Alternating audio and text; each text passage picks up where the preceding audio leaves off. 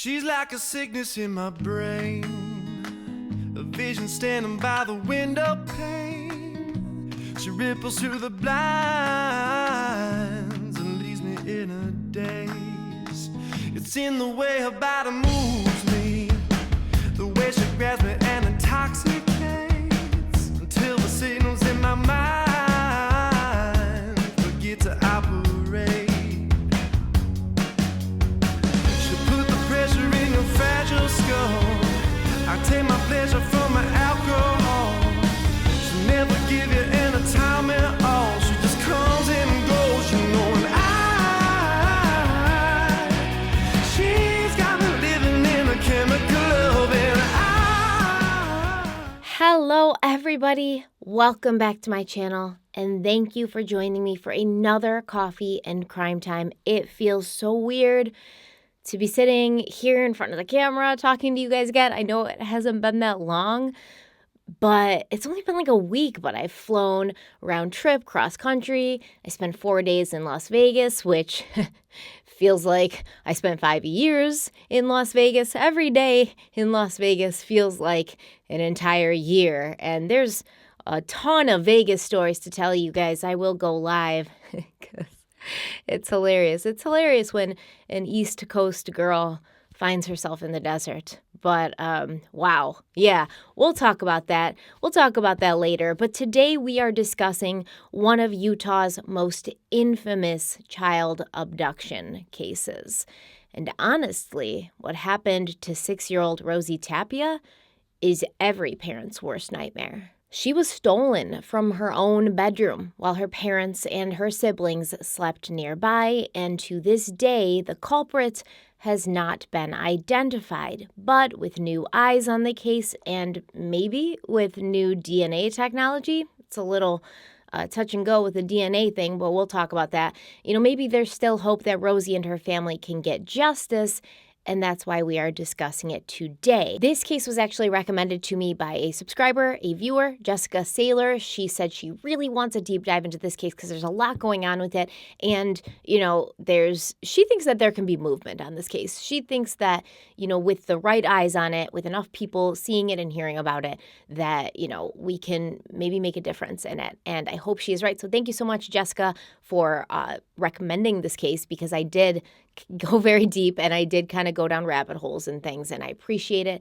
Thank you so much, and I'm sure that Rosie's family appreciates it as well. But before we dive in, let's have a word from the sponsor of today's video, Surfshark VPN. I may sound like a broken record sometimes, but using a VPN is something you need to be doing, and in my opinion, there's no better option than Surfshark VPN. But why is there no better option? Well, I'm going to tell you, because there's a lot of reasons. Firstly, Surfshark is a modern VPN designed with the user in mind. And if that user is like me, then the VPN needs to be designed to be incredibly simple to use, or else I won't use it, and then it's not doing me any good. Not only are Surfshark VPN's utilities powered by robust security mechanisms, but they are designed to be simple and easy to use. Seriously, it takes like zero brain power, which is perfect for me. Surfshark encrypts and protects all your data sent via the internet, including your passwords, private messages, videos, photos. You know, we all got some videos and photos we don't want no one else to see. Just me, yeah.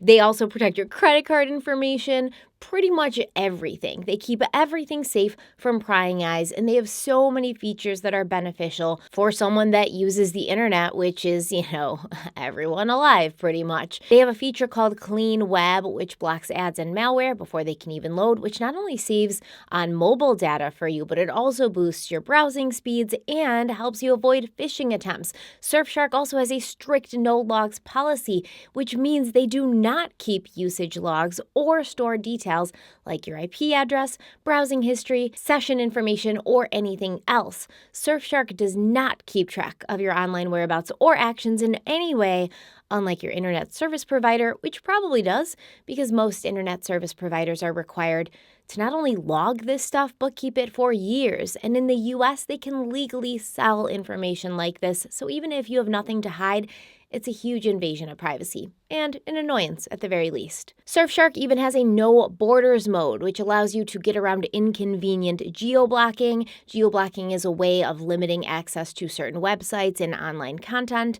based on your geographical area, but Surfshark thinks the internet should be open to everyone, no matter who you are or where you live. So like, have you ever clicked on a YouTube video only to be told this content isn't available in your country? Well, no more. Your IP address is being used to prevent you from getting to that content.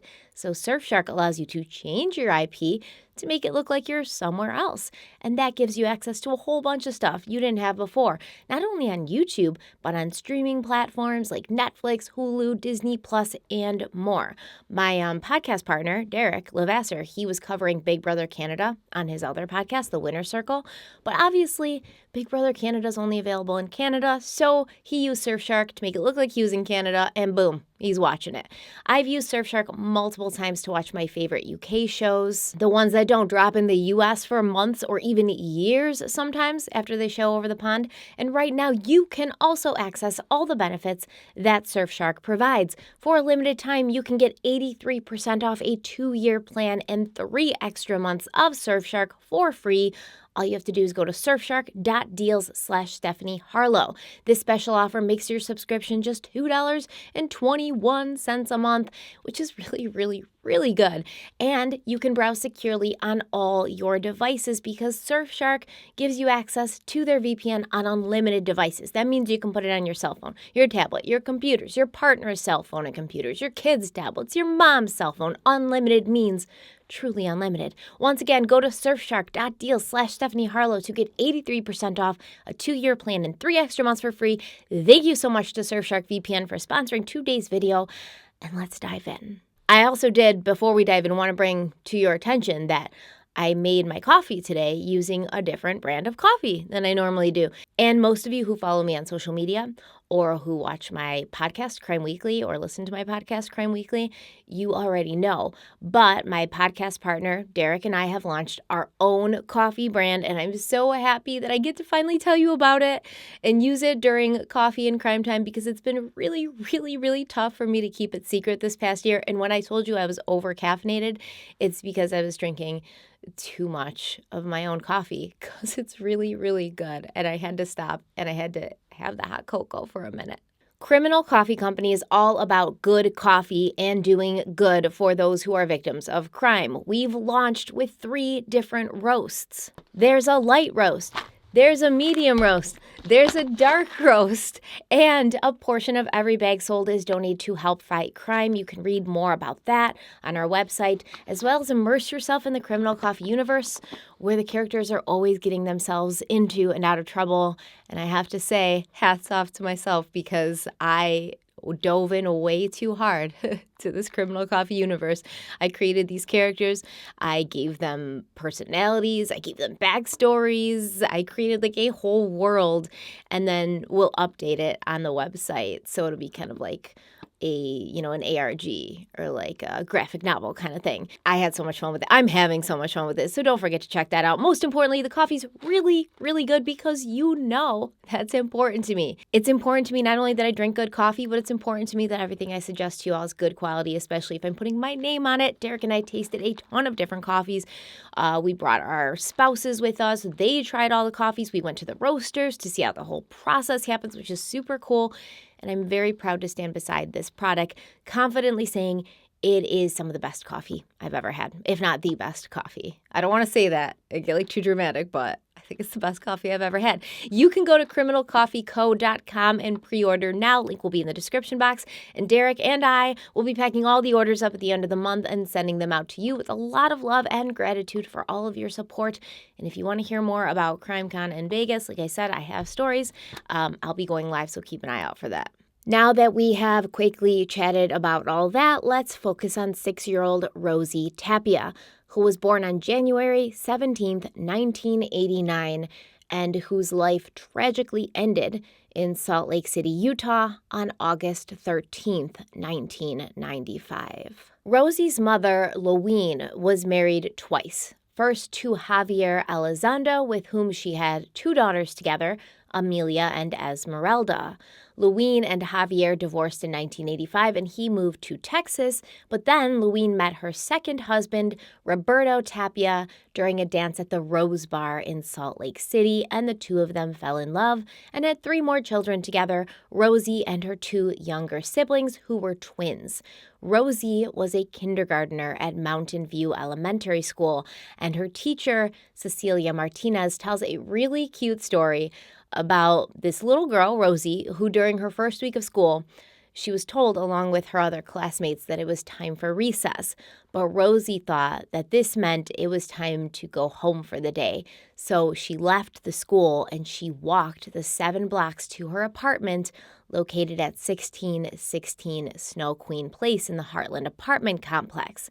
Now, when Martinez realized that Rosie had not returned to class, she panicked and called Louine Tapia, who was working full-time for Todd Corps, a Salt Lake City uniform rental company. Louine sped home to find Rosie in the living room watching television. And obviously, Louine told Rosie, listen, you can't just leave school. You leave school at the end of the day.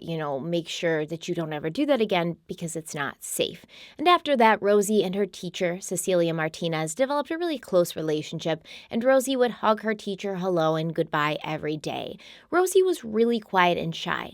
It would take some time for her to warm up to new people unless she was asked to sing, and then she came alive. Her favorite song was Twinkle, Twinkle, Little Star, and at her older half-sister Amelia's quinceañera, Rosie sang and danced for all the gathered attendees with no reservations. One of Rosie's favorite things to do in school was art. She loved to draw and color, and her mother still has a notebook full of Rosie's creations, including one brightly colored poster stating, "My name is Rosa Maria. I am 6 years old. I am me.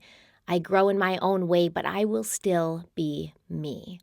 When she was at home, Rosie loved playing outside on the apartment complex playground, which was right across from her family's apartment. She also enjoyed riding her pink BMX bike in the grass. If she was inside, she was playing with her little brother and sister. She loved combing the hair of her Barbie dolls, playing Donkey Kong on the Super Nintendo, and watching her favorite television show, Rescue 911. Her mother said that Rosie could be quite the actress, and she got a kick out of pretending to be injured, falling to the floor and yelling, "I'm hurt, dial 911." Rosie loved Rescue 911 because, it's exciting and there's people coming to the rescue, and she wanted to be a police officer when she grew up. And Rosie was close to all of her siblings, even her 2 older half-sisters who were significantly older than her. Esmeralda was 20 years old, and Esmeralda had actually given birth to her own daughter at the age of 17, at which time she and her daughter Elisa began sharing a room in the Tapia apartment. And Rosie's other older sister, Amelia, she was 18 when Rosie was 6, and she dropped out of school in her junior year. She'd also lived in the apartment for a while before moving out, but she was close by and she'd come over to spend time with Rosie and the twins, taking Rosie to the mall and babysitting if Louine and Roberto needed some adult time, which was the case on the evening of August 12th, 1995, when the Tapias left around dinner time to enjoy an evening of dancing, and Amelia came over to watch 6-year-old Rosie and the 4-year-old twins. It was a normal, low-key night, and after dinner, Rosie wanted to spend some time at the apartment complex playground, so Amelia walked her over there around 7 p.m. and then returned to the apartment to check on the twins. She hadn't been back to the apartment long, though, before there was a knock on the door, and when she opened it, she found a thin white man wearing dark sunglasses and a ball cap and holding little Rosie in his arms. So this is about 15 minutes. She brings Rosie to the playground at 7 o'clock. This dude's at her door at 7:15. So this guy told Amelia that Rosie had been playing on the slide when a young boy had kicked her in the back, hurting her. So basically it sounded like Rosie had gone down the slide, and then before waiting for her to get off the slide, the little boy had also gone down the slide, feet forward obviously, kicked Rosie in the back, and this hurt her. Now, Amelia did feel like there was something off about the man, and she took her sister from his arms, telling him, thanks for bringing her home, I'll check her out, and, obviously trying to, end the interaction and close the door on him. But Just before the door closed, the man said something that made Amelia feel suspicious. He said, "Bye, Rosie." Once they were inside with the door closed, Amelia checked Rosie for scrapes or bruises, but she found none. So she asked her little sister, "Where do you hurt on your body? Where did this kid kick you?" But Rosie was like, "I'm not hurt. No one kicked me. Nothing happened. And I don't know why this man brought me home." Amelia asked Rosie, "How do you know this man? Have you met him before? How does he know your name?" But Rosie once again expressed confusion, claiming she hadn't told the man her name, and she didn't know him. She didn't know how he knew her or how he knew her name. After that, Amelia gave her younger siblings a bath, got them in their pajamas, tucked them into their beds in the room that they shared around 9 p.m. Louine and Roberto arrived back home just around 2 a.m., and before going to bed herself, Louine checked in on her 3 young children, finding them sleeping soundly in their beds. She planted a gentle kiss on each of their foreheads before partially closing the window in the room and drawing the blinds.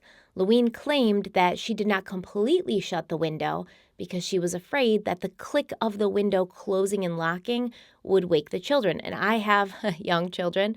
If you've been following me for a while, we've talked about this before. My little Bella, who's 5 now, for years and still now, she was such a light sleeper, and any sound, turning off the TV or turning off the radio or even turning the light off, it would wake her up. So I completely get this. And when it's 2:30 in the morning, you don't want to deal with 3 young kids being up and about, especially if you've been out dancing. You just want to go to bed. After Louine checked on the children, she exited the bedroom, leaving the door open. But just a few hours later, Louine woke up for no apparent reason. She claims that she didn't hear anything that woke her up. She just felt like something was going on. So she got out of bed and went back into the bedroom of her 3 youngest children to check in on them, finding the door to their bedroom firmly shut, which startled her because she hadn't shut the door before she'd left just a few hours earlier. When she opened the door and looked in, the 4-year-old twins were still sleeping soundly in their beds, but 6-year-old Rosie's bed was empty. Louine first checked the bathroom, but when Rosie was not there, she woke up her husband and Amelia, who had spent the night, and told them that she could not find Rosie anywhere. They all went outside and began yelling Rosie's name, and within minutes, Louine was on the phone with the Salt Lake City police, telling them that her daughter was gone. She called the police around 5 a.m., and by the time they arrived at 5:30 a.m., the Tapias had aroused many people in the apartment complex, and they'd called family members to come over and help look for Rosie, and Louine's brother and sister were already at Kinko's making posters to hand out as they went door to door. Salt Lake City detective Gordon Parks said he had never seen a family mobilize into action so quickly before. Now, as far as the police response, it depends on which article you read and who you are talking to. Rosie's family has claimed that initially the police felt it was likely Rosie had left the apartment by herself. Not necessarily run away, but, just kind of wandered outside, almost like an Aisha Degree situation. But in interviews on an episode of On the Case with Paula Zahn, the police detectives claim that they sprang right into action because the first hours in a missing child case are the most crucial. Now, to explore this a bit further, to try to understand where both the police and the family are coming from, let's turn to the statistics. Every year, around 460,000 children are reported missing in the United States, but up to 91% of these are attributed to endangered runaways, and 99% of those return home. However, most of these runaway children are between the ages of 15 and 17 years old, which we know is an age range that Rosie Tapia did not fall into. She was far younger. Rosie does fall into another category, however, as far as her age is concerned. Every year, an estimated 200,000 children are victims of abduction, and according to a 2002 study, many of these children are abducted by family members who did not have full custody of that child. So some sort of custody battle, some sort of, punishments, some sort of inter-family dynamics. About 4,600 children are abducted by strangers every year, and that is the category that we need to be concerned about because the majority of these children are girls. 80% of the time, the first contact between the child and the perpetrator takes place within a quarter-mile of the child's home, and 20% of those children are not found alive. The saddest part is that in 76% of these cases, the child was dead within 3 hours of the abduction, and 88% were dead within the first 24 hours. So while I don't think it was a horrible call to speculate that Rosie could have possibly left her home of her own free will, since that does happen, I do understand why Rosie's family felt there was not the sense of urgency they would have liked to have seen, considering that Rosie really didn't fall into the age group of children who become runaways. But of course, we also have to understand that the police have to sort of explore every avenue, right? We have to understand that they can't just come in and take the word of the family. And I'm not saying that Rosie's family is culpable for this. I'm not saying that they were involved in this. We don't know what happened. But we do know that in young children abductions, it's usually the family who's involved. So, of course, the police are sort of going to try to explore every avenue. I really don't like, though, how on the Paul Azan show, the police were like, oh, no, we sprang into action immediately. Like, we kind of always knew it was an abduction because we know that the first hours are crucial. Because I mean, maybe some of them did, but I guarantee you there were some who were telling the family, like, don't worry, she just probably wandered off. Like, don't stress out. And when you're a parent whose 6-year-old child has vanished, that's not what you want to hear, right? That you don't want to be told not to worry. You don't want to be told that your kid just kind of wandered off. So obviously, the Salt Lake City police, they began to process the scene in Rosie's bedroom, and they discovered some terrifying evidence. They found that the screen in Rosie's room had been pried open from the outside. The screen frame was bent, and there was a pry mark on it that indicated some sort of tool or sharp object had been used to get the screen out of the window, and then that screen was found outside of Rosie's window on the ground. To me, as a police officer, as soon as you see that, you should probably kind of come to the conclusion that she didn't just wander off, because as a 6-year-old, she's not going to leave the apartment through the front door, go to her window, which is a basement level window, and pry her own screen off and then leave it outside and then go back into her room and go outside. But whatever. But we knew that it wasn't. We knew that Rosie wouldn't just climb out of the window at that late at night and just leave and go throw herself in the river, because we know she wouldn't do that. It all focuses on Rosie Tapia's bedroom window. In 1995, she's kidnapped while sleeping. Her mother claims back then police don't believe it. They didn't think she was kidnapped. They thought she just climbed out the window and wandered off. Inside the bedroom, the curtains that had been covering the window were partially detached. They were found lying on the floor. There was a dresser underneath the window, and apparently this dresser had a towel laying on top of it. And on that towel, police discovered a shoe print, as well as another shoe print on the portion of the curtains that had been pulled down and were lying on the floor. Now, like I said, at this point, it should be pretty clear to anyone with a brain that someone had entered from outside the basement-level apartment, but law enforcement heavily suspected that whoever had done this had been familiar to Rosie. No one in Rosie's apartment had heard anything, no screams, no sounds of a struggle.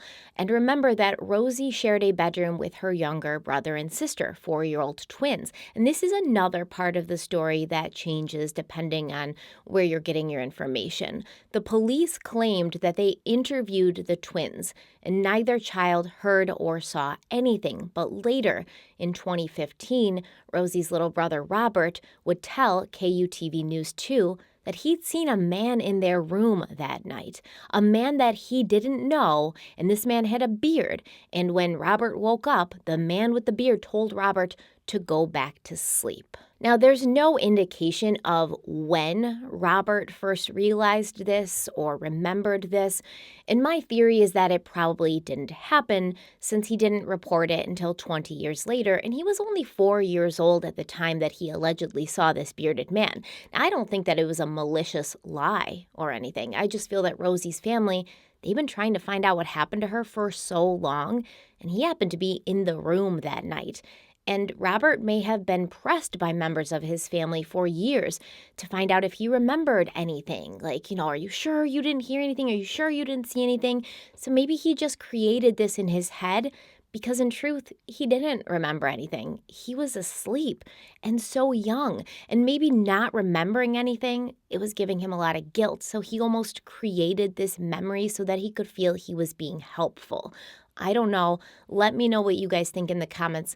I don't think that a 4-year-old wouldn't be able to remember something, but I don't think that a person who is 4 could say they don't remember anything and then 20 years later suddenly remember this bearded man and this whole scenario that they didn't remember at the time, because memory gets less reliable as time goes on, not more reliable, unless they put him under hypnosis or something. I don't know. Once again, there's no indication of how this memory came to be. I also read in one news article and saw in one news broadcast that an upstairs neighbor heard somebody scream that night. But like I said, it was only in one article, in one news broadcast from 1995.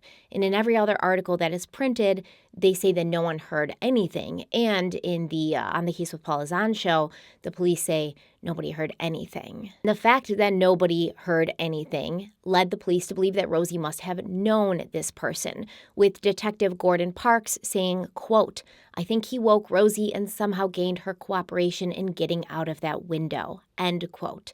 Detective Gilbert Arnez also felt a similar way, saying, quote, "He takes Rosie and there's no fuss. There's no screaming, nothing to arouse the children sleeping next to her or her parents. My impression is that she knows this person," end quote. Additionally, something that I found very interesting is at this time there would have been very few people outside of the Tapia family who knew that Rosie was sleeping in that bedroom.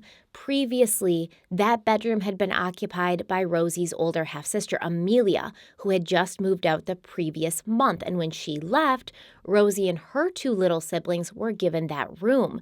And the police felt that this room had been targeted specifically because this was a 3-bedroom apartment, and the window right next to Rosie's bedroom window, it didn't have a screen on it, so it would have been easier to enter through.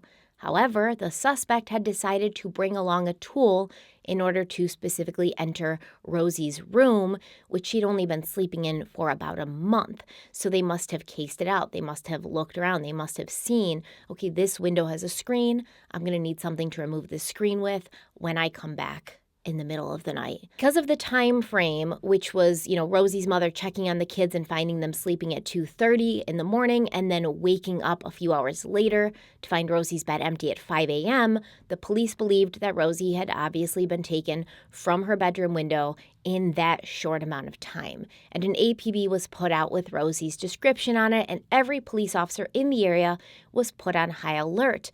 But while the police were dusting for fingerprints in the bedroom, they heard over the radio that a woman's body had been found in a nearby canal. Gustavo Ibarra had been walking his dog and jogging on the canal, as he did most days, when he saw something that caught his attention. On that day, I noticed there was something floating in there. You can see it's kind of far away to see it. And I thought it was a doll, a larger doll with a dark hair. But as he got closer, he knew this was no doll. This is a human, and it was a darker complexion. That's the only thing I could see on her back. Police arrived after his 911 call and discovered the body of a child. It was Rosie Tapia. Now, to show you how close the Jordan Canal is to where Rosie lived, I pulled up Google Earth. So this is the apartment building where the Tapias lived. This is the apartment complex where they lived. And here's the canal where Rosie Tapia's body was found. That stretch of what looks like dirt you see between the apartment complex and the canal, it's just like the bank of the canal. There's like a footpath and there's some train tracks, but there's no way to drive if you're in a car. Now, I suppose you could drive on that dirt area with a vehicle, but it's not intended for that, right? So you could pull off the road, which goes, next to Rosie's apartment complex as well, and you could drive on that area. And from what I hear, there'd be some city or town vehicles that would drive on that area, but typically you're not just going to see traffic there. So this canal was very, very close to where Rosie lived. Very close. And what the police believed is that she was taken right from her window to that canal. The fire department was able to get Rosie's body out of the water, and it was discovered that she was still wearing the same pajamas she'd been put to bed in the night before.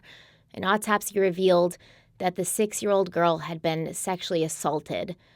Okay, so that's what the autopsy says, right? That's what the news articles say, but let's call it what it is. Rosie was brutally raped. No one wants to think it, no one wants to say it, but that's exactly what happened. A sexual assault could be a plethora of things. It's a way to make something really ugly not so hard to hear. But Rosie was raped. She also had signs of blunt force trauma, and she died from being drowned. So whoever took her for their own twisted pleasure, and then when they were done with her, they killed her. They killed her by drowning her in the canal. It's absolutely hideous and disgusting. Even after all of these cases I've covered, even after all of this time that I've been doing this, when I hear stories like this, when I hear about cases like this, it still stuns me that I live in a world where there's people like this. You know, I live in a world where there are people out there who think that doing this is okay, or who think that they have the right to do this, or who think that the life of that little girl meant nothing. And I live in that world with them, and you guys live in that world with people like this, and we have children in a world like this. It's disgusting, it's terrifying, it makes you so angry, and it makes you feel a little bit powerless sometimes. The police obviously searched along the canal looking for evidence on both the east and the west banks, trying to determine if there were disturbances in the dirt or vegetation that would indicate where this attack had happened or where Rosie had been placed into the water since her body had drifted some distance. But they found nothing. Additionally, they checked Rosie's body for forensic evidence, and samples were taken from under her nails. But the thing about water is that it compromises forensic evidence. Water is the worst thing for DNA evidence. But the DNA evidence in this case is another aspect that has become incredibly confusing. For quite some time, it seems as if Rosie's family were not told that the police had recovered DNA. But after, on the case with Paula Zane, Louine Tapia discovered for the first time that DNA was found underneath her daughter's fingernails. Now, during that episode, the Salt Lake City police claimed that they did recover DNA, but it did not meet the quality standard that it would need to meet in order to be entered into CODIS. And, we'll talk a little bit more about that during our theory section, but I spoke to Jason Jensen, who is the private investigator with the Tapia family, who's been helping with Rosie's case pretty much since the beginning. And I asked him, because I said I need to clear this up. Do the police have DNA or do they not? Because Louine Tapia seemed surprised to find out that they did so many years later. And Jason Jensen told me, yeah, pretty much the entire time, like every time Louine would meet with the police, she would ask about DNA and they said, oh, we don't talk about DNA, like we don't disclose that. But then they just came right out and said it on this national television show, which stunned everybody. So we don't really know if they have DNA or not. At first, I thought maybe it's like this guilt knowledge thing that they're trying to keep.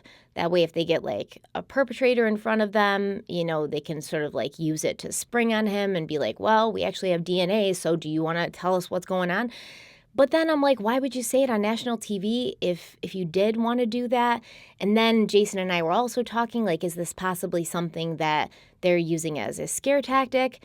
If they have DNA and it doesn't fit the requirements needed to be entered into CODIS, is it not a full DNA profile? Do they just have a partial profile, but you can still use a partial profile to eliminate suspects?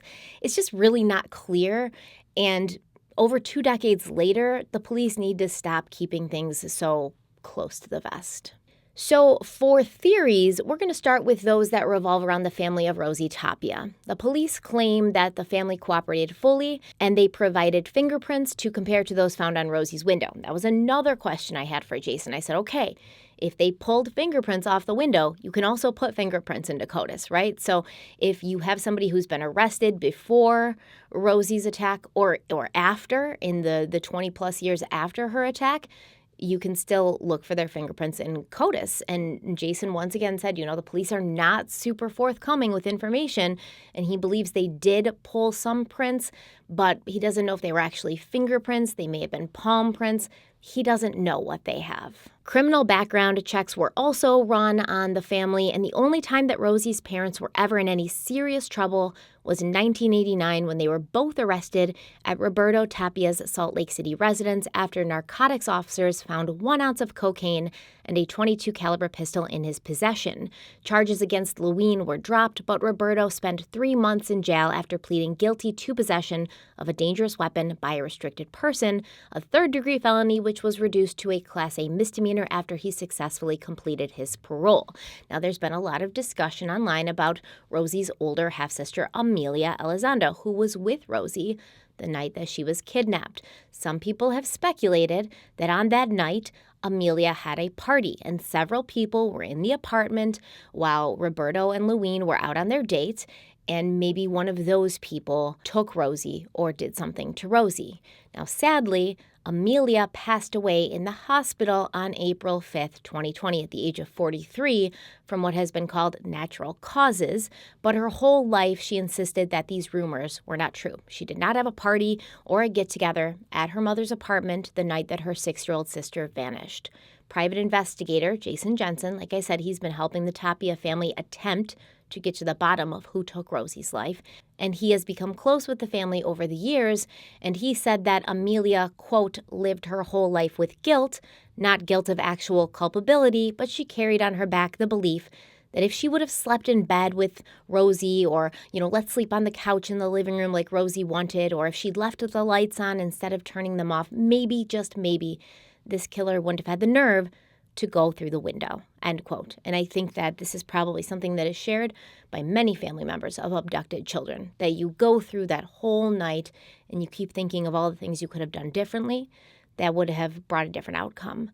And that kind of thinking will just drive you crazy, honestly, because it's hindsight. And while hindsight is great for let's not make these same mistakes in the future, it doesn't change what already was. Additionally, Jason Jensen said that there is no evidence that there was a party that night at the apartment. No neighbors heard a party. No neighbors came forward and said, oh, yeah, we saw a ton of cars out there. There was music playing. And if Amelia was holding on to that secret all of her life, you would think that she would have come clean at the end of her life. Jason Jensen said that Amelia made this very clear to him before she died, and Leween Tapia also spoke to Amelia about this at length, and she said, quote, she told me, Mom, I don't have a secret. I don't know why they keep saying I have a secret. She goes, if I had a secret, I would tell you. I don't have a secret. And she cried. She cried as she told me. I know deep down that if Emo had a secret, she would have told me, or she would have told her sister or brother or somebody in the family what had happened, end quote. So Emo, and you'll hear this come up again, Emo is what they called Amelia, was her nickname. But in the days after Rosie's death, the police did ask the family if there was anyone they could think of who would be capable of doing something bad to Rosie, and one name kept coming up. Apparently, Roberto Tapia had a male friend, and this male friend had a son who was about Rosie's age, and this friend and his son would often come over to the apartment so the kids could play together. Now, I'm not sure if this friend lived in the same apartment complex. It kind of seems as if he did, because during the search for Rosie, the Tapias evidently woke him up so that he could come out and help look for the little girl. But during the search, this man's behavior became strange. While searching the banks of the Jordan Canal, it was reported that just before getting to the area where Rosie's body would later be found, the man stopped short and insisted that the search party turn back, as if he knew what they would find if they kept going. Additionally, according to the family, he was one of the few people outside of the Tapia household who knew that Rosie had been sleeping in that bedroom, which up until a month previously had belonged to her sister Amelia.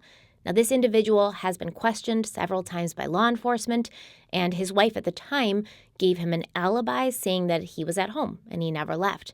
In the years since, this man and his wife divorced, and Detective Gordon Parks does not believe that the wife would have any motive to continue protecting him. Now, I tend to disagree with that theory, and in similar situations, I always do disagree with that, because if this wife gave an alibi at that time, and then many years later came forward and admitted to having lied about the alibi, it just puts her in a bad position overall. Either people are going to say she's making it up because she's like salty about the divorce and she's trying to get back at her ex-husband, or people are going to side-eye her and look at her as a woman who protected a potential child murderer, like the worst kind of stand-by-your-man woman there is. Sometimes I think people will look at these kinds of things and think, what's done is done. I lied back then, but coming clean now is only going to bring a shitstorm of attention to my front door, and most likely not the good kind of attention, so they just stay silent, I don't know. I don't believe that somebody can say like, oh, well, they're divorced, so she has no reason to protect him. Because at this point,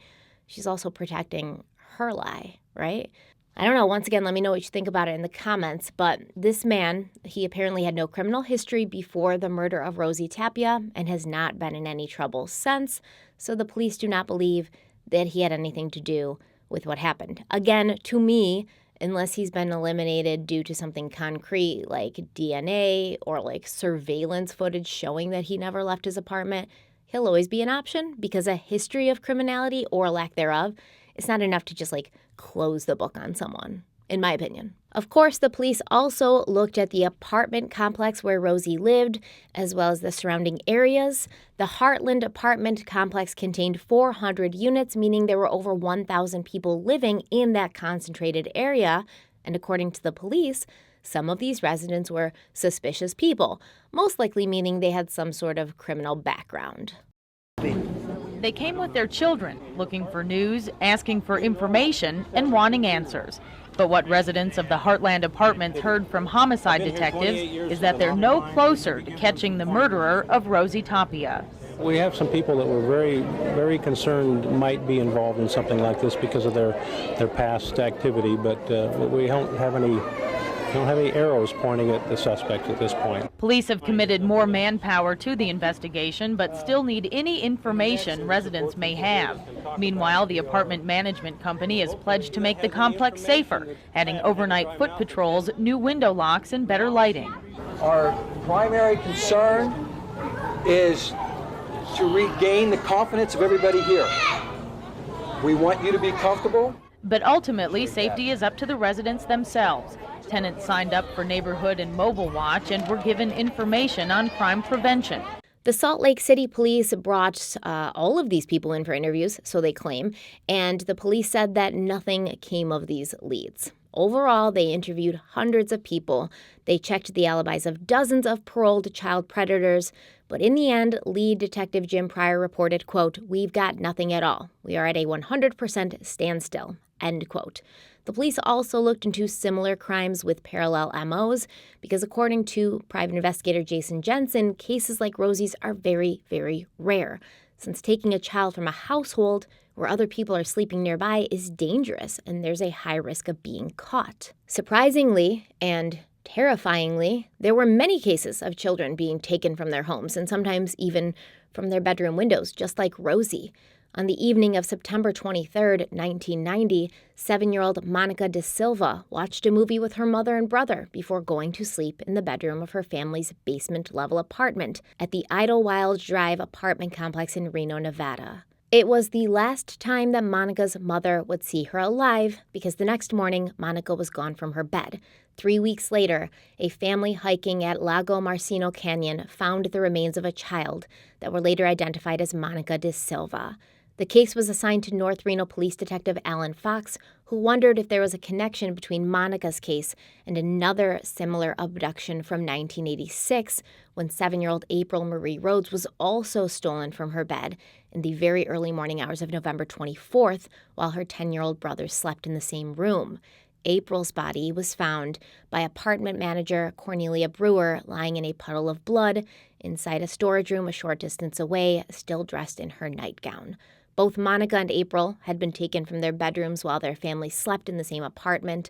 Both had been raped and both had been murdered and discarded like trash.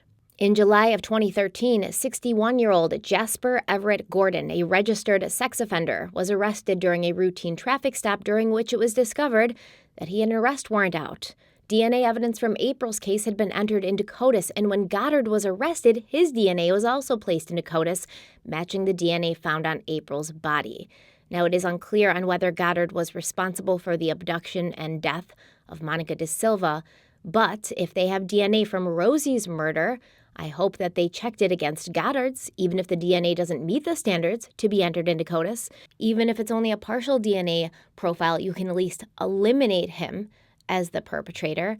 And when I was searching on the internet for similar cases, I ran into an almost unlimited number of them, which as a parent, as a human, it's really scary. On October 1st, 1993, 12-year-old Polly Klaas was abducted during a slumber party at her mother's home in Petaluma, California. She was later found strangled to death, and homeless drifter Richard Allen Davis later confessed to the crime. He told the police that, he was just released from prison and he didn't have plans to kidnap or murder someone. He just did it on a whim. He took this young girl's life on a whim. Polly's body was in such a severe state of decomposition when she was found that they could not determine whether she had been sexually assaulted or not. But I think we know the answer to that, okay? He took her on a whim, but he had a motive in mind. On August 10th, 1990, 8-year-old Jennifer Schuett was taken from the bedroom of her Dickinson, Texas apartment as she was raped. Her throat was slashed, and she was left in a field to die. She woke up in this field covered in fire ants, unable to scream for help because her voice box had been cut. So all she could do was lay there as she slowly bled to death. Fortunately, 14 hours later, a group of children walked by and called the police, and Jennifer survived, able to continue on and share her story to raise awareness for other children who are victims of violent crime.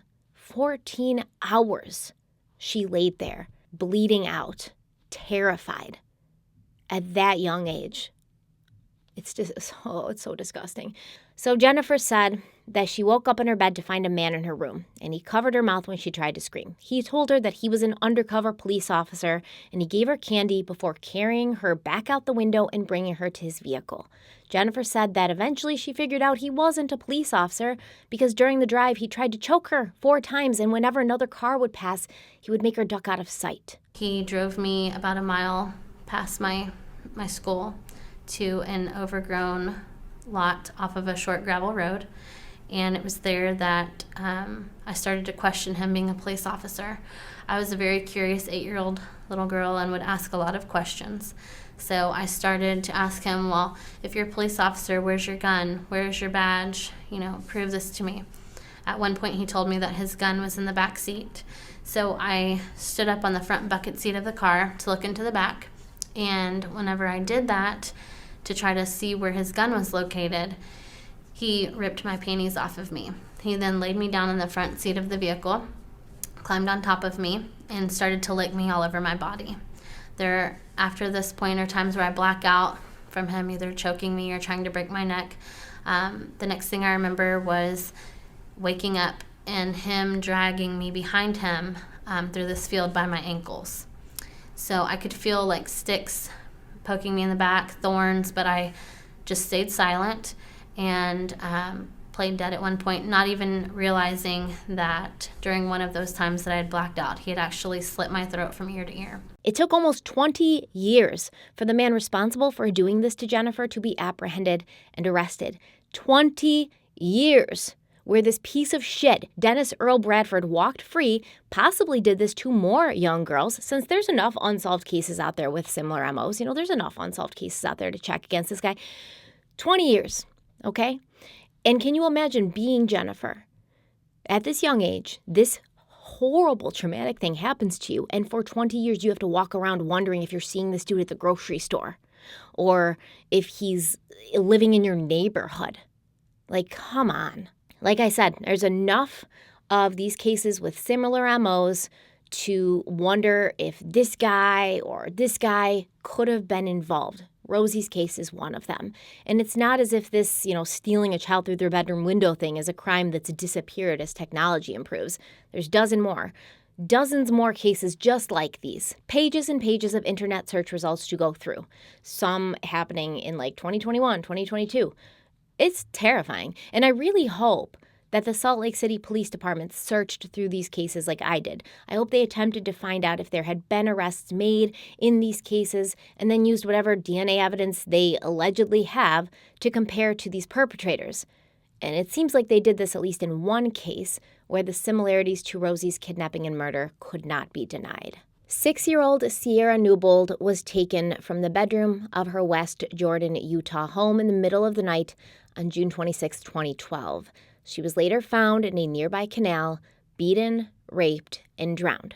47-year-old Terry Lee Black was arrested 3 days later and charged with her murder, even though he claimed to be innocent of the murder. He was apprehended under suspicion of being involved in an unrelated bank robbery, and the police on that case noticed that he had soot and debris on his hands that were similar to materials found in the field where Sierra's clothes had been discarded. Lab results would later show that Black's DNA matched the DNA found on Sierra's body, but don't worry, he's innocent, guys. He has no idea how his DNA got there.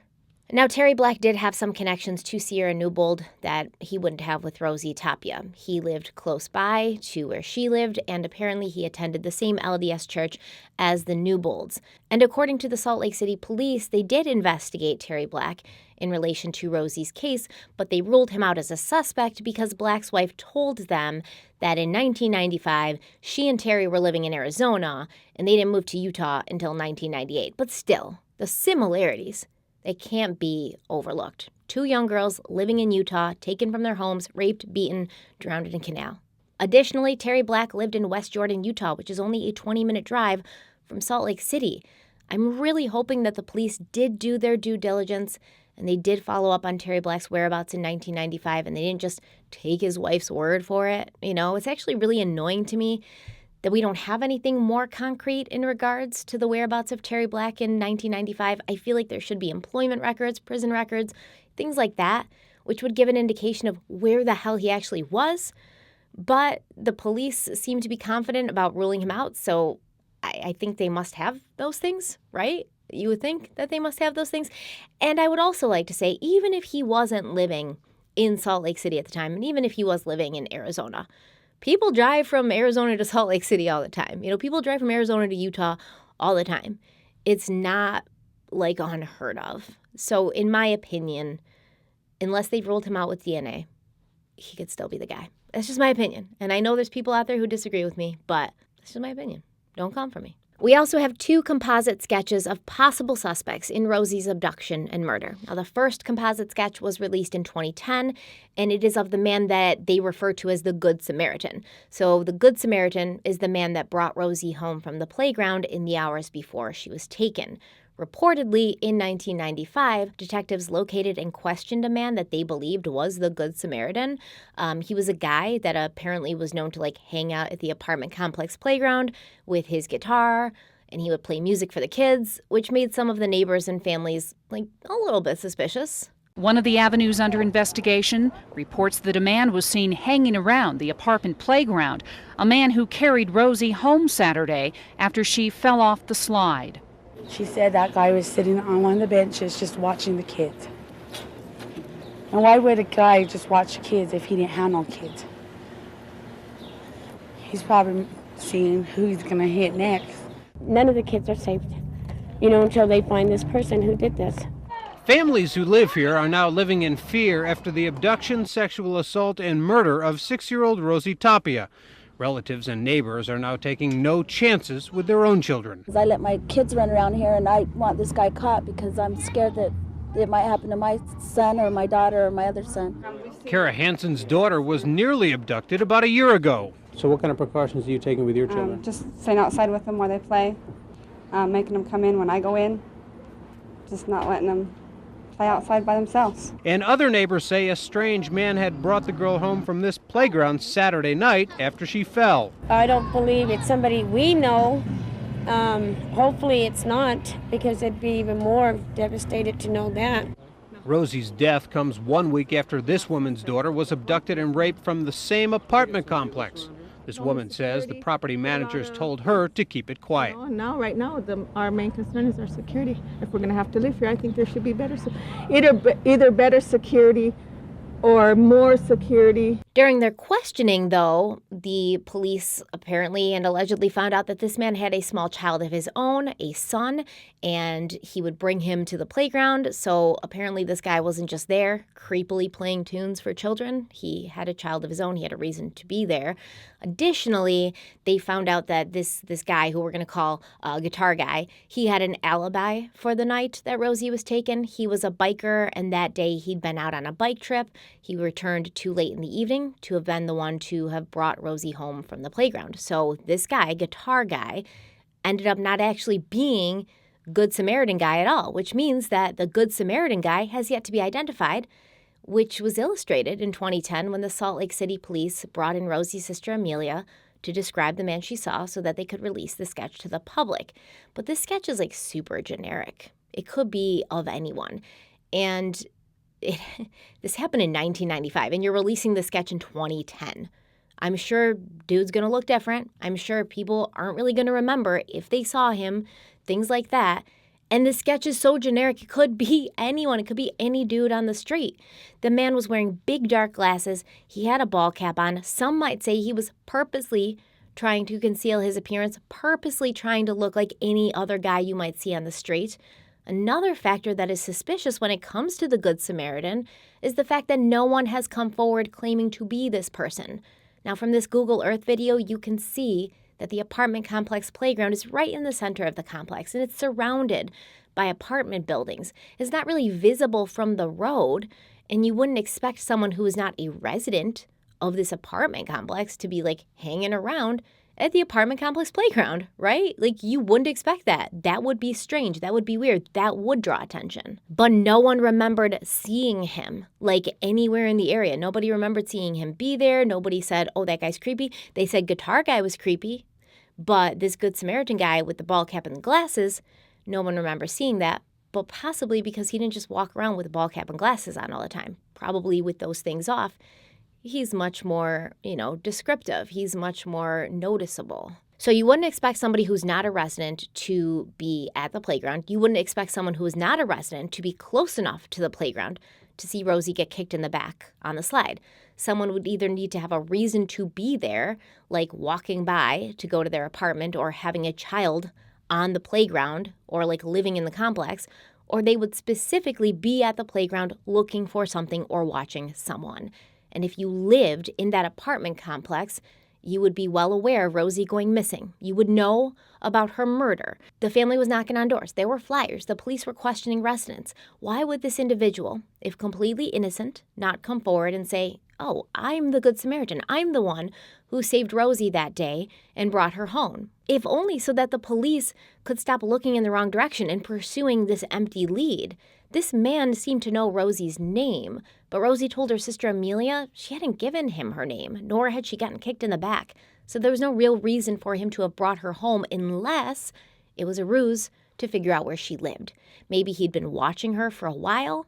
He heard Amelia or her mother or one of the other kids say her name, Rosie, and he was like, okay, her name's Rosie, and now all I need to do is figure out exactly where Rosie lives so that I can return at night when everyone's sleeping, when the alarm's not going to be raised for hours, and I can take her. But there was an eyewitness that night who believed that he saw something important, and he went to the police with what he saw. In the spring of 2019, the Utah Cold Case Coalition released a sketch of a man based on the sighting of this eyewitness, who was a fellow Heartland apartment complex resident. The man claimed that he was outside his apartment in the early morning hours of August 13th, 1995, between 3 a.m. and 5 a.m. He said that he was just standing there. I don't know what he was doing. Maybe he's having a cigarette. Maybe he's just coming home. Maybe he's just enjoying the weather. And he saw a white pickup truck parked near the bridge by the canal on the road that goes by the apartment complex, and he saw the headlights of this truck as it performed a U-turn. This caught his attention.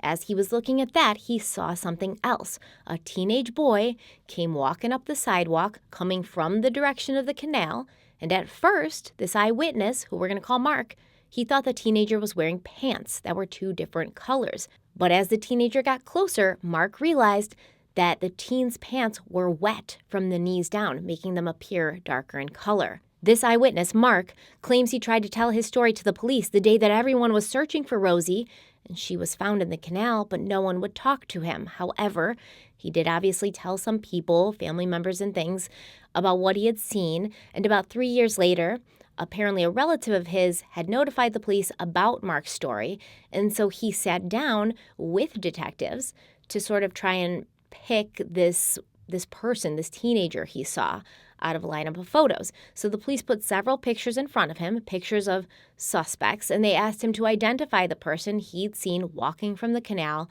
with wet pants. But the eyewitness, Mark, he tried to tell the detectives none of the pictures looked anything like the person he had seen. And he said, quote, "I was looking at them and I was like, I can't make a face out of these.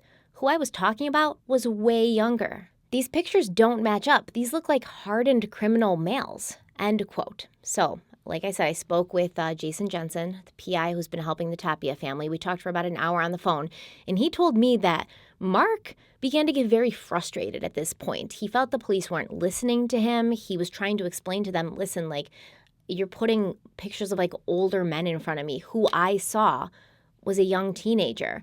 And they wouldn't bring him new pictures. They wouldn't bring him like a sketch artist to create a composite of the teenager that Mark had seen that morning. The composite was developed at the ABC4 studios. A witness who wants to remain anonymous claims he saw a teenage Hispanic male leaving the Jordan Channel hours after Rosie was kidnapped.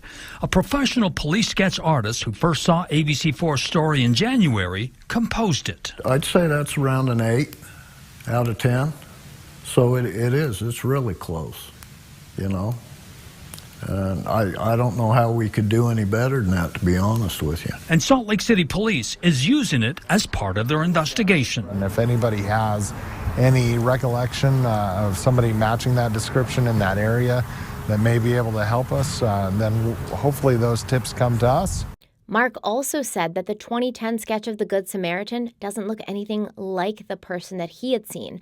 And after he was left in a room alone for a while with these pictures that he could do nothing with, Mark got up and left.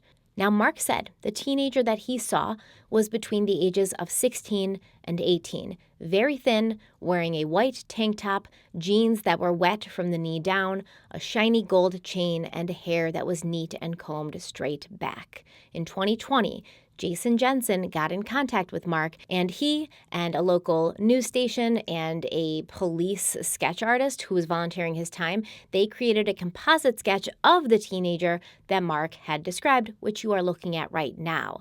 And the year after this, Mark was able to pick a photo out of a lineup of a person who resembled that composite sketch, a person that was known to the Tapia family, Amelia specifically. The photo lineup consisted of 6 photos from phone-in leads, as well as 8 photos taken from a 1995 yearbook from a local high school. Apparently, Mark rejected the high school yearbook photos. He was like, no, it's none of these. But he did focus on one of the 6 photos that had been collected from public tips. Now, we already talked about how before Amelia Elizondo had moved out of the Tapia apartment, she had occupied the bedroom that Rosie had been taken from. And apparently she had a tendency to sneak her then boyfriend, Danny Woodland, into her bedroom through that very same window that her 6-year-old sister would be abducted through. But it was not Danny Woodland who resembled this composite sketch. It was a friend of his who Danny claims would often give him a ride to Amelia's apartment and then watch as Danny snuck in through the window.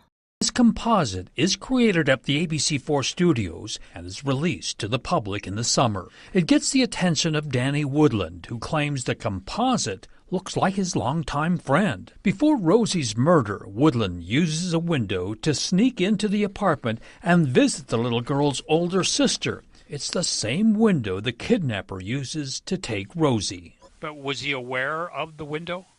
Well, yeah, they saw me knock on it and climb in it. When the composite sketch was released, Danny claims that he texted his old friend, and he said, hey, that looks like you, dude. And Danny Woodland claims that his friend called him back, didn't text him back, called him back and said, no, that doesn't look like me. It looks more like you. Now, Jason says he never saw his friend use that window to enter the apartment, but the friend had entered the apartment through the front door a few times while Louine and Roberto were not at home. And this information surprised Louine Tapia because she'd never known this. And she said, quote, I guess they sat at the table and had a few beers, and I found out that my mother was there too when they came, end quote. Police have a history of keeping Rosie's mother in the dark about the investigation. This is no different, but she says it's encouraging. I'm very pleased that we finally got them moving to helping solve her case. As this case approaches 25 years, Tapia is aware of past leads that go nowhere. She remains cautious. So over the years, I've always heard things and got my hopes up, and then it all fell down, and it just makes me depressed. Salt Lake police had no comment about this latest development. Now, even if DNA is taken, police could ask the state lab to put this on the fast track. If not, it could be months before test results are known. Woodland claims that at the time during which the investigation was going on, when Rosie was first taken and found murdered, he was expecting the police to come and talk to him because there were people who knew that he used that window to enter the apartment, but no one ever did. And before the composite sketch was released, when ABC4 had just reported that it was about to be released, Jason's old friend called him and made a comment. Like, how funny would it be if the sketch looks like me or you? Jason Woodland said, quote, "The guy that done it, he's got 24 free years. I mean, he ought to at least be a decent human being about it, have some dignity, give the family some closure," end quote. Of course, Jason's friend denies having anything to do with Rosie's murder, and allegedly the police have spoken to him, and this friend has given them his DNA, and Danny Woodland is also prepared to give his DNA if the police ask for it. And I texted him and said, "That looks like you, dude." His friend denies it's him. But Salt Lake police learn of both these men. This week, Woodland sends this text to ABC4. He says, "Friend has done DNA and talked to them. I meet with them on 26 of this month." So here's what we have. We have two sketches of two different men who could possibly be connected to the abduction, rape, and murder of 6-year-old Rosie Tapia. It's possible that one or both of these men had nothing to do with what happened to her. But it's also possible that they both are connected. They may have been working together. Mark, the eyewitness, saw a truck doing a U-turn on the street outside the apartment complex right before he saw a teenager walking up from the canal with wet pants. Could these two men, the one driving the truck and the teenager, have been working together? Could the man who brought Rosie home from the playground alleging she'd been kicked in the back have been the one driving the truck? Could the teenager have been connected to Amelia Elizondo in some way and known about the bedroom window because he had dropped Danny Woodland off at that apartment and witnessed him using it to gain entry to Amelia's bedroom, which would then become Rosie's bedroom? And after talking to Jason Jensen, I was told there's another lead they've been following, a lead that also connects back to Rosie's half-sister, Amelia Elizondo. So remember, in 2020, Louine Tapia had told reporters that she did not believe her daughter Amelia had died holding on to any secrets. But just this week, her perspective seems to have shifted a bit. She told ABC4, quote, "Ever since Emo passed away, I just got a funny feeling that maybe she wasn't telling me everything," end quote. It is possible that Rosie became a victim because she was in the wrong place at the wrong time. This ABC4 article also claims that the Salt Lake City police always suspected that Rosie's older sister Amelia had something to do with Rosie's disappearance. And while Louine and Jason Jensen do not believe that Amelia had something to do with it, they wonder if she might have been the target of Rosie's attacker. Jason Jensen claims that Amelia Elizondo had ties to the 21st Street gang. And according to Jensen, members of this gang as well as their rival gangs lived in that area. Some even lived in the same apartment complex. Amelia Elizondo always denied that allegation, even at her deathbed. When she was at the hospital, I asked her, I go, "Are you hiding something from me?" And she shook her head no. So me as a mother, I have to believe in her. But in 1995, she was questioned by police and denied having a party that night Rosie disappeared. It was Amelia who helped develop this composite of a possible suspect. 2 years ago, police released another composite from another witness. But according to a private investigator, police always suspected she had something to do with the crime because of her ties to a gang. Emma may have been the target of violence, and when they couldn't find her, they grabbed the next available person, which happened to be Rosie. And the reason for that thinking is that room used to be Esmeralda and Amelia's bedroom at the time. Jensen says Amelia was associated with the 21st Street gang, and both Jensen and her mother theorized that perhaps a rival gang member sought to hurt Amelia even after Rosie was killed. So we're exploring the possibility that maybe this is gang related, but we don't know yet. But, sometimes you have to look at things in a different light to get different results. It's very possible Emilia Elizondo died with a possible secret. So the working theory is that maybe Amelia, who was known to be opinionated, who was known to not hold back, say what she thought, she may have said the wrong thing, and she may have made someone in a rival gang angry. It's possible that one or more members of this rival gang may have gone to her apartment that night to make her pay. And they entered the apartment through what they thought was still her bedroom window. But when they didn't find her there, they needed someone to take out their anger and rage on, to express their revenge and to teach Amelia a lesson. So little Rosie may have been taken as an outlet for their violence and to send a message to her older sister. Now, it may seem counterproductive, but gang members are not above hurting children, and many of these gang members entered this lifestyle very early on as young teenagers, and sometimes initiations mandate property crime, home invasions, and violence against ordinary citizens who have done nothing wrong and are not connected to the gangs at all. Well, I learned anytime you see markings like these, you are standing in an area where a gang member has marked their territory, and you can tell by their graffiti what gang you're dealing with and what they're about. We're from the same neighborhood. Yeah. See all this in around here. You gotta stick together. Is that the neighborhood where everybody wears blue and black? Yeah, that blue same and black. neighborhood? Blue and black. For some in Salt Lake City, they start very young wanting to be in a gang. These officers hit the streets from downtown to Sandy nightly as the Metro Gang Unit, and they allowed us to ride along to see for ourselves how there are 3 ways one can become a gang member. Some are born in, others will be jumped in, as seen in this beating put on YouTube of a gang initiation in Rose Park. Or the third way is to crime in.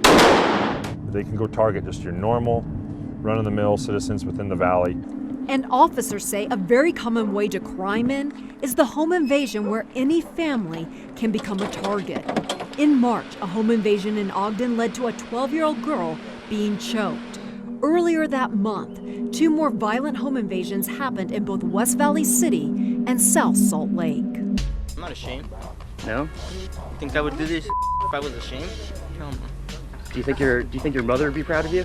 My mother? Come on now, don't bring my mother into this. Several officers surround this young group sitting in front of an apartment complex in Midvale. They flash their La Primera gang signs for the camera. Symbols of friendship, symbols of careness. This group of 14 to 17-year-olds are already planning their first tattoos. Why there? Because it looks like a cool spot to tattoo. They will one day be the very markings Step out of the car, man. cops will use Put your legs. Father.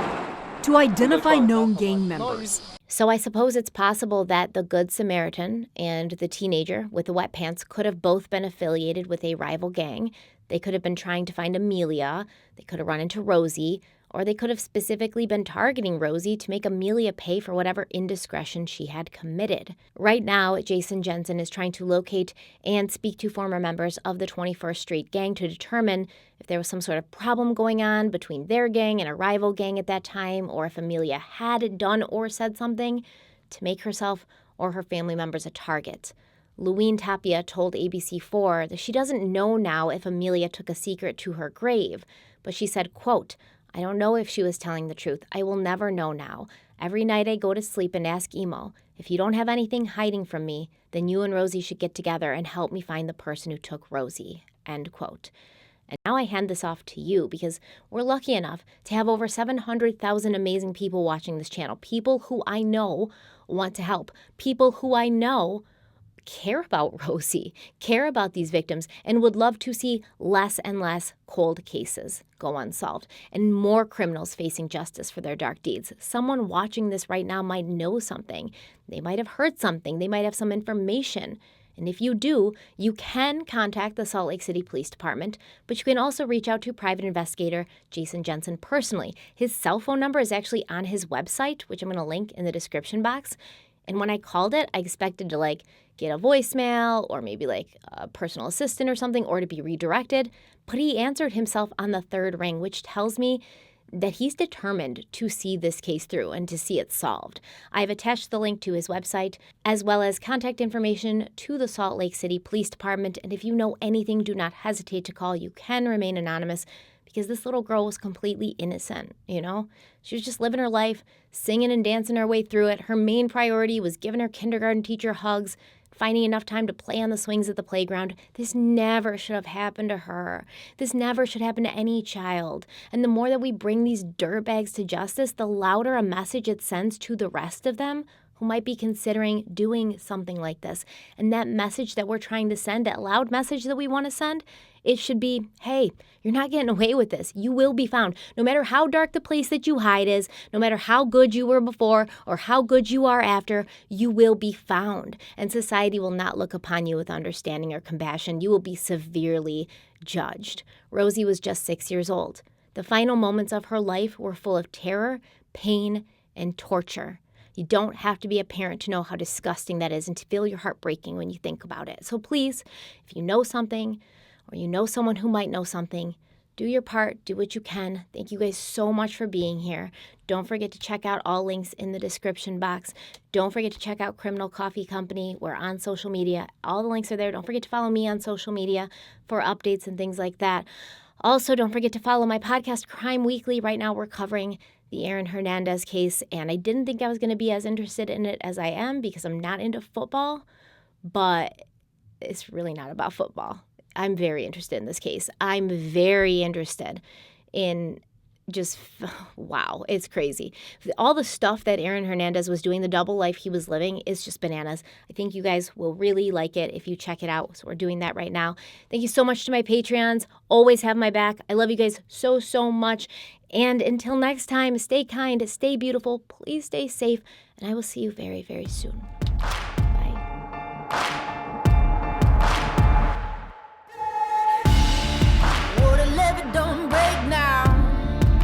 The bottle's going straight down, and that river runs deep, the mountains get steep, and the voices getting too loud. All these feelings I've buried, it's looking like a cemetery. They're coming back from the grave, calling out my name, better say I Hail Mary. Well, you don't know how deep it goes until it's getting you slowly. So you got to let it go. I got blood.